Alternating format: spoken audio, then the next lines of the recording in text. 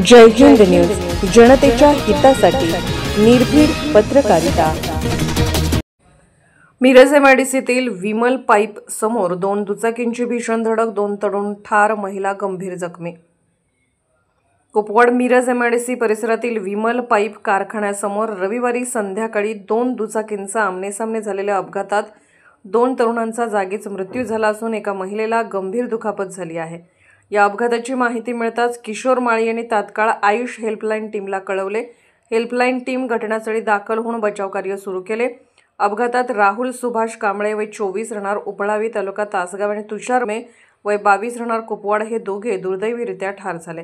तर रेणू राजू शिगे वय 60 राहणार मुजावर प्लॉट कुपवाड या महिलेला गंभीर दुखापत झाली असून त्यांना तातडीने सिव्हिल रुग्णालयात दाखल करण्यात आले आहे।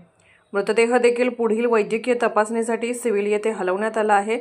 बचाव आणि मदत कार्यात आयुष हेल्पलाईन टीम प्रमुख अविनाश पवार, चिंतामणी पवार, हिमांशु कुरळकर, बबलू बोरगावकर, वैभव पाटील, कुपवाड पोलीस तसेच स्थानिक नागरिकांनी सक्रिय सहभाग घेतला। अचानक झालेल्या या भीषण अपघातामुळे परिसरात हळहळ व्यक्त करण्यात येत आहे।